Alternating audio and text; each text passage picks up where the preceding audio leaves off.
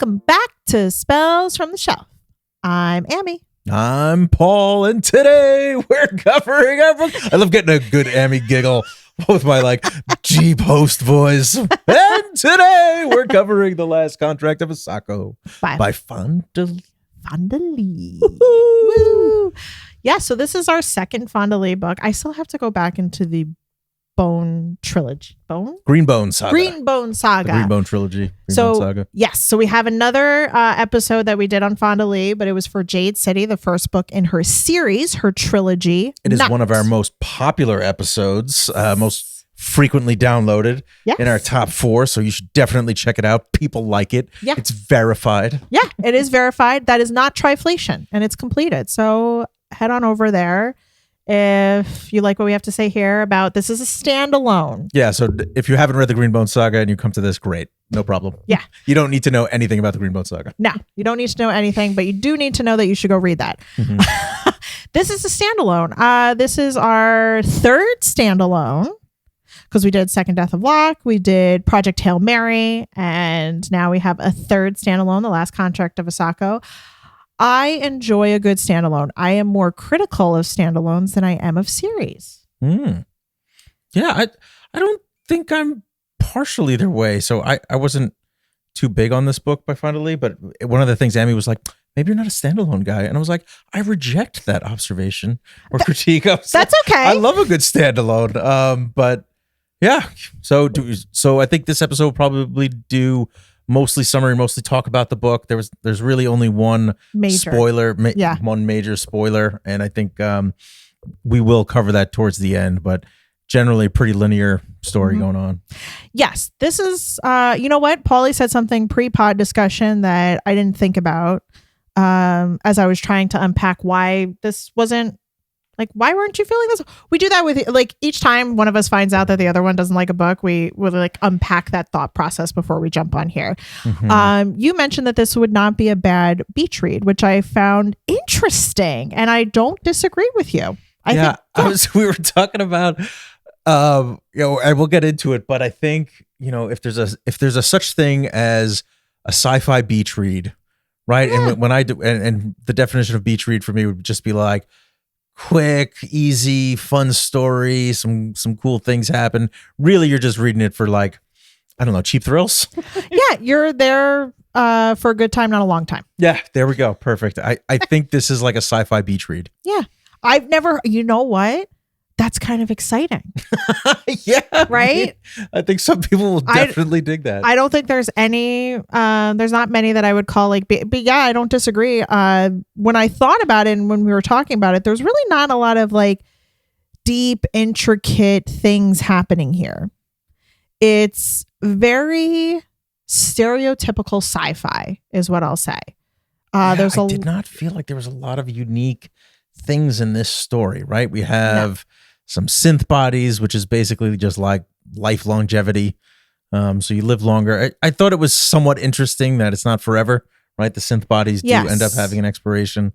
But there's nothing if you've read a lot of sci-fi or, you're into this you're on the journey with us in reading these books.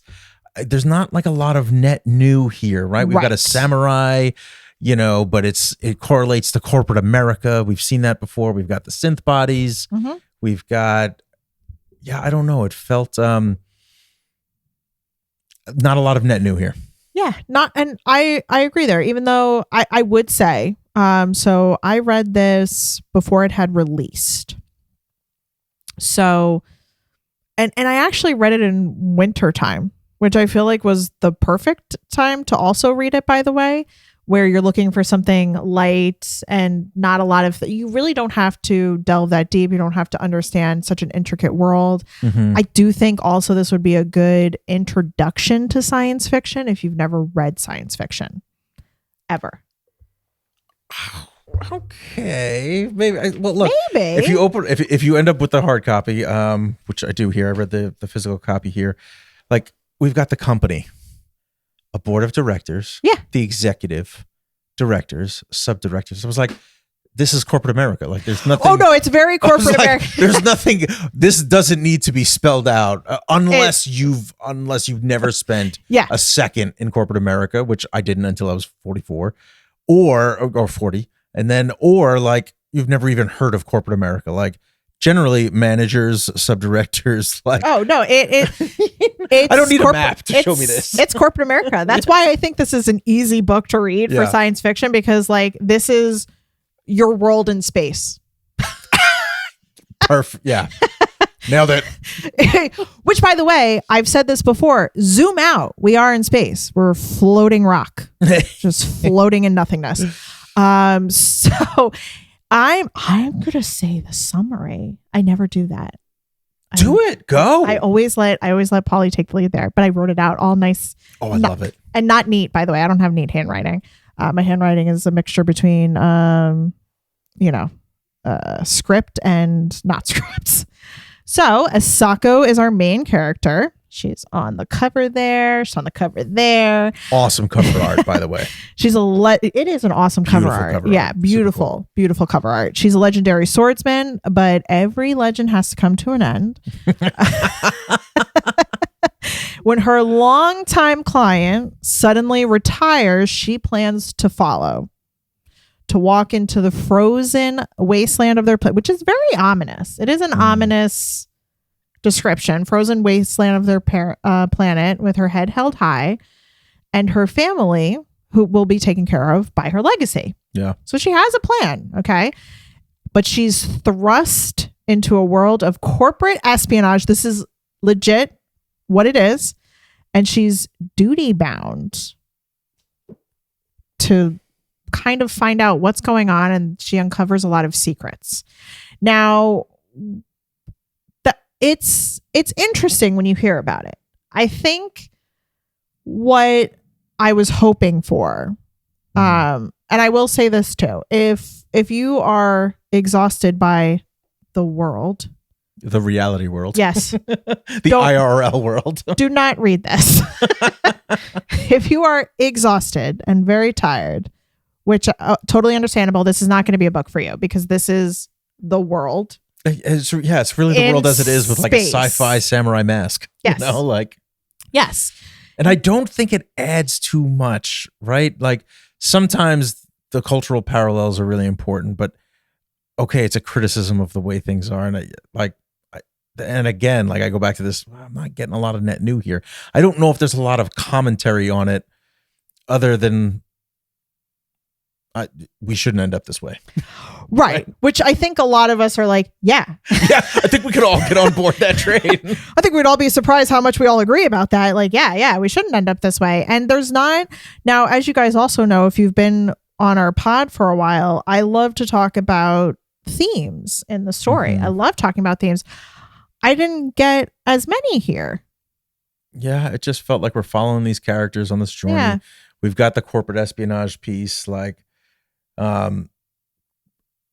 Forrest Greaves, who's the holder of Isako's contract.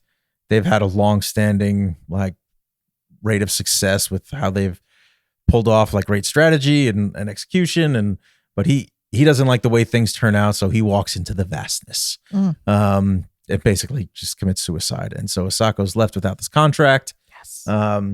And Minto, who's another like same as Forrest Greaves, just a female character. Minto picks her up because Forrest ends up giving her Isako's contract and like makes her promise to take it on. So there's kind of like this passing on of like there's this human trafficking piece, but the Atirs are different, right? Isako is an Atir, and the Atir is like a highly trained, not just assassin, right? There is this element of you're a strategy person, right? Like in business, this person, like there's a multifaceted piece to the skill set of the Atir. Oh yeah. And that's not uninteresting. But I kind of lost the plot a little bit. Like I think it could have been edited down. I don't think it needed to be as long as it was. And first off, Fonda Lee's an amazing writer, right? Like if you're just reading for some good fantasy writing, like beach read style, I think the story moves along. I didn't find that it dragged too much. There was some good action scenes. She writes fight scenes amazing. Black belt. Yeah, she writes them, guys. She writes them so well. If you've read Jade City, you'll see that her fight scenes are very good. Even in the last contract of Isako, of course, you're going to get some fight scenes here. She is a corporate samurai, and it's interesting because she lives very comfortably. There's not so much a strong theme of motherhood here as we got in Tapestry of Fate, even though she is also a mother. Motherhood's really weird in this book. Yes. It's a great call out where the Atir will have a child, but then hand it off to, I forget the name of it, but like a different set of guardians. Yes. Not raise the child. Yes. But sees the child. So it's almost, it's kind of has a similar blueprint to open adoption. It's a contrarian take on motherhood. Like I'll give it that. I was like, there's not a lot of contrarian pieces here, but the view of motherhood here in this world is estrangement, basically. Yeah, which I thought, and then I was trying to think, is the theme here that some women feel estranged from their children being in corporate settings? That's the only, because I was really trying, because I do try to look for something. I feel like we were given a good amount of avenues here, but it was almost similar to how I felt with Quicksilver, where I feel like we threw a lot out there, but I need you to bring it in, right? Like, tell me what I like to be told. I love when authors leave like either pieces of themselves or kind of messaging in their stories. I look to books to tell me something new or teach me something new, and you can have that happen in sci-fi or fantasy. I felt like I wasn't getting that. Yeah, like we had a lot of different ways that we could have gone with it, but I didn't feel like it got brought in. Like, so the net was cast wide. Yeah, and I'm gonna read from the acknowledgement section, because after reading this book, I was trying to figure out and piece together like what I did not like this book, and Ammie was saying like, oh, maybe you felt like you were being pandered to. But I think the acknowledgement section is really telling here. So I'm going to go. It's not a quote from the book. Sorry, guys and girls. You'd think it would get easier to write books after a while. It does not. The Last Contract of Isako is the most difficult book I've written for a number of personal and professional reasons, including deciding partway through the drafting process to change the ending and restructure the entire story, simultaneously working on another major project, sending my eldest child off to college, moving across the country, selling and buying a house, and the mental challenge of spending so much time in an inherently cruel fictional world that didn't offer much in the way of escapism from our own. So like this whole idea that the whole story was restructured, like I'm very fascinated to find out what her original vision was. Me too. And why she decided to pivot and execute, because it's hard to know without seeing it, but it felt like a lost opportunity. Maybe not a lost opportunity, but maybe it wasn't the right pivot. Since there's so much, and I just lacked the depth of the Greenbone saga for me. The characters weren't as rich. I didn't care about them as much. In the Greenbone saga, like you were attached to all those characters. They were so rich and in depth and complex. There were nuances to the villains. Yes, and I do agree with you there. Yes, there wasn't yes, you get good characters. So it's not that the characters were bad by any chance. It's just you're not maybe spending or getting enough information about them to spend enough time with them. But we spent a long time. I read this as Isako for the entire thing. We follow Martin for a little bit, right, to give like some backstory and context. But mostly, like I'd say 75% of the book we're following Isako. We are. And I didn't know how thick the book was because I read it as an ebook when I got the advanced reader copy. So it was an ebook. So I will tend to not realize the depth of like how thick a book is when that happens. A little over 500 pages here, which is not bad for a standalone. Yeah. True story. Not bad at all. But I do think it's interesting that an overarching thing that we have here at Spells is how much do the publishing houses meddle with the book? Yes. To sell, right? The publisher's job is sell. Yes. And how much of their meddling maybe takes it in not the right direction? And are we, the readers, in such demand for new stories that do authors feel like they're being rushed? because I actually felt Paulie asked me before the pod, do you read the acknowledgments? And I said, not all the time. And one that I'll bring up that is, I had a similar reaction with is, so Rachel Gillick, for those who know her One Dark Window story, I enjoyed that duology. It's a good gothic duology, gothic fantasy, has a lot of great elements in it. I enjoyed her writing.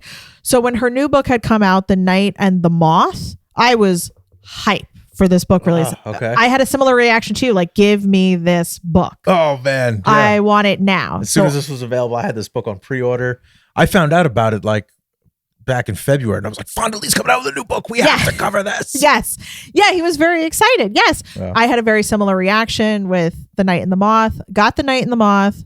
I tried reading it 3 times, guys. I DNF'd it all 3 times.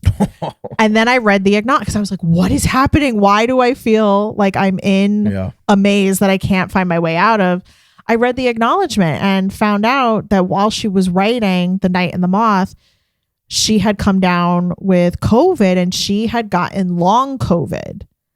And as someone who had long COVID, I was like, that makes sense why it felt kind of disconnected and foggy. And I thought to myself, are the authors feeling pressure to put out and don't get me wrong, I'm an impatient person, but I want you to take your time.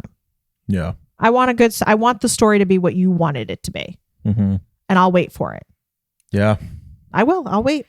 I may forget, but I'll wait. It's, you don't always have the luxury of waiting, right? While the publisher might have been pushing certain things, like there was clearly a lot going on in Fonda Lee's life at the time of the writing. So much. And I think, there is some interesting elements to Isako. Very interesting elements, yes. I think obviously we've covered on the sharp critique of corporate power here. Yes. The commentary on motherhood's interesting, right? Isako's not like this revolutionary hero, right? She's this corporate legend. Yes. Where she, and she's mentored a lot of people, and we follow Martin where, she mentored him, but after her job's done, it's very cut and dry, and she doesn't keep up really with her students, with her mentees. But she does end up feeling remorse for that. With Martin, we don't know what happened to Martin, right? Like she gets on this mission to find out what happened to her old mentee. He got he wasn't really good with the longsword, which is their tool of their weapon of choice, assigned to the Atirs. But she feels this remorse. He disappeared. He had called her, so she's like, it was a missed opportunity for her to touch base. He was looking for advice. And she was, basically equated to like, suck it up, kid. You'll be fine. This is the edge life, Oh my God, it just came to me. Oh, go.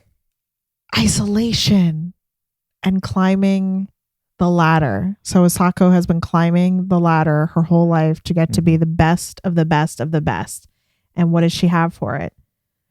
She has a daughter that she didn't raise which is apparently common in the world, but now she's thinking differently about it. Yes. Martin, a mentee that she had, who was a blip in many mentees that she had, but because he called her recently, he goes missing. And she has vanishes. This thing. Yeah, nobody knows what happened. Nobody knows what happened. So she goes digging into it, and then she realizes how disconnected she has been from her own life. Bam. Yeah, I mean, and part of the reason she takes this job is her contract was assigned to Minto. Yes. But she does want to leave something behind for her daughter, right? Like,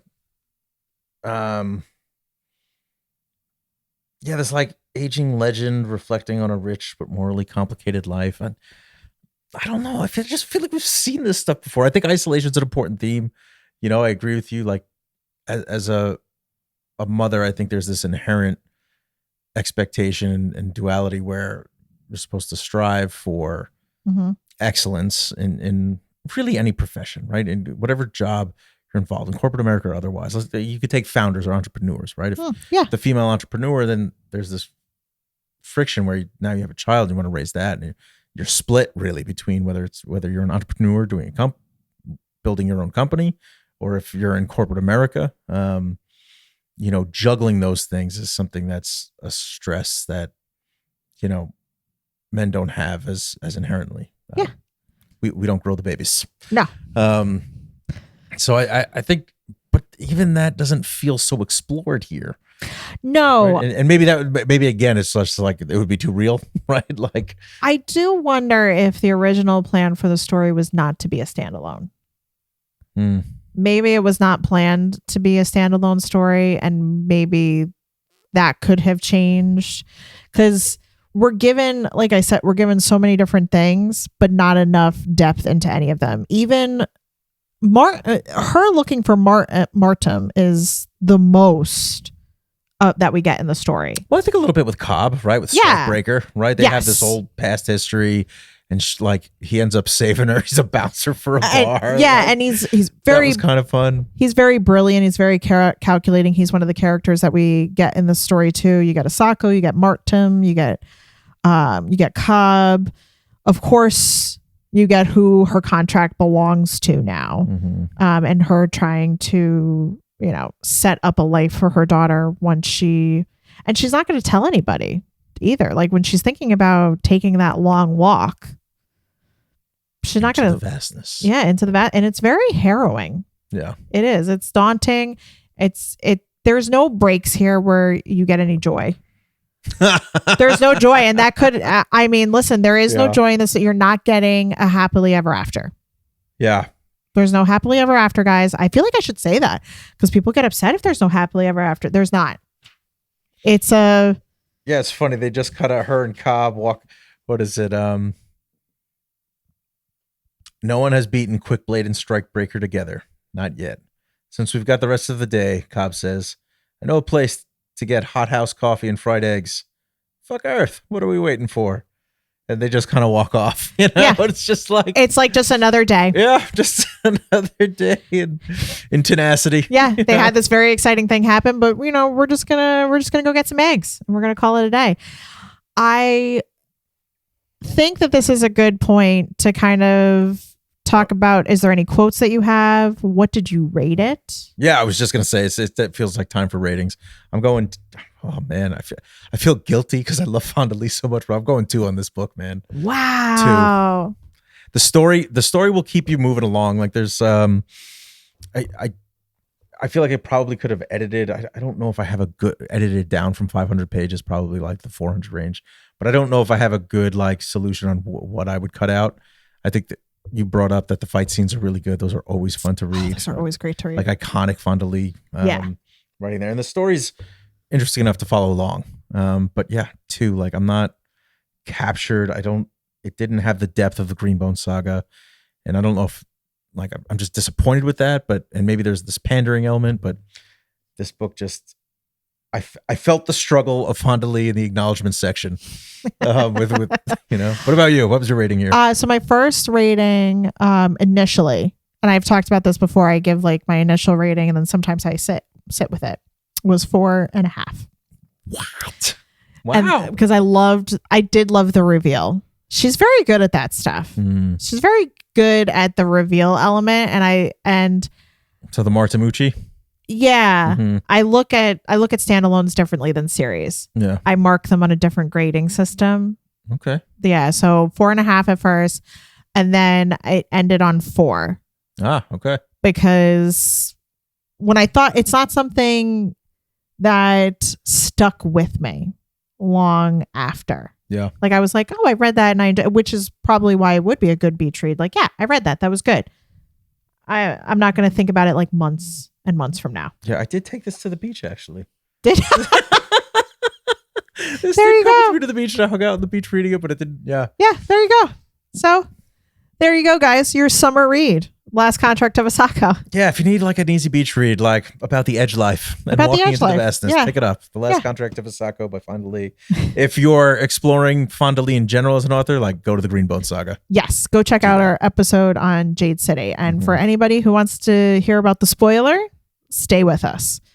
Here is the spoiler. The reveal of Martum. And is where he's been this whole time.